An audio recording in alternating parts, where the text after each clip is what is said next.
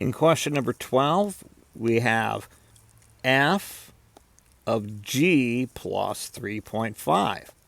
That means in my problem, we're going to replace g plus 3.5 for x. So I'm going to write that as negative 4.3 times g plus 3.5, and we'll subtract 2. Now we want to simplify this, so I'm going to distribute, so I get negative 4.3g.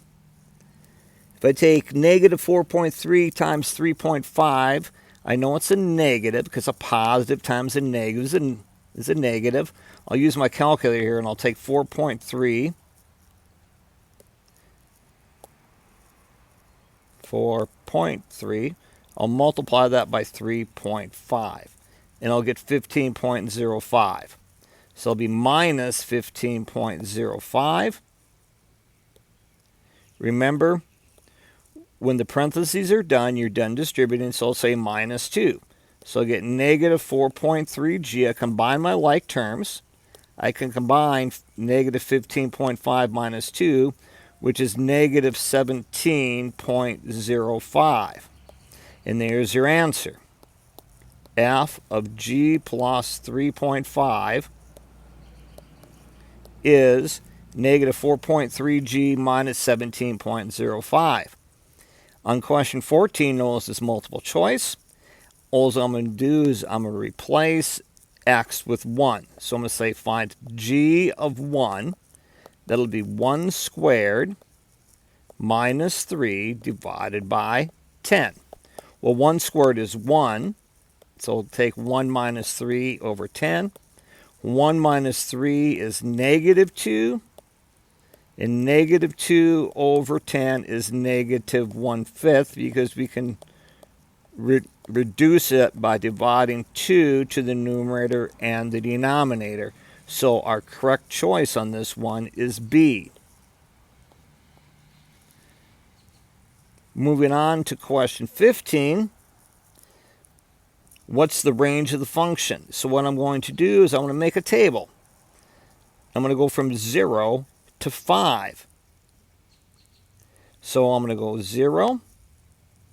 And let's make a table going this way so I have more room to show. 1, 2, 3, 4, and 5. When I look at that, do I really need all those numbers? I just need the beginning and the end. So if I put in 0 for x, so 15 times 0 is 0. 0 minus 4 is negative 4.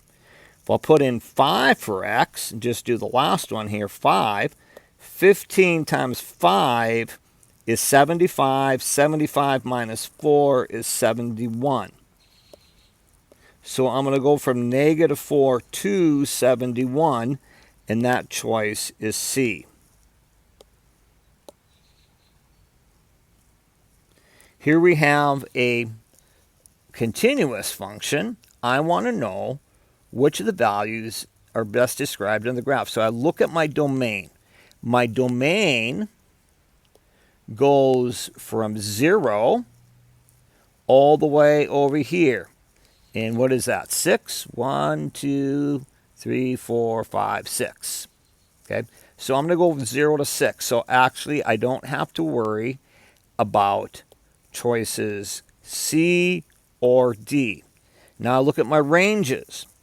My ranges, let me pick a different color to show my ranges. I'm going to look for my smallest y value, which is down here at negative 1. And I'm going to go all the way up to 6. You notice A and B are the same. The question, is it a relate? Is this a function? That is, for every x value I pick, how many y values can I get? Notice each time there is only one y value, so that's what makes it a function. So this would be, it is a function, so it's choice A.